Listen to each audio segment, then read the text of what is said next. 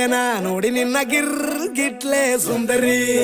ಡಲ್ಲಾದ ಬಾಳಿಗೆ ಈಗ ತಾನೆ ಕಲ್ಲರು ಬಂತೂರಿ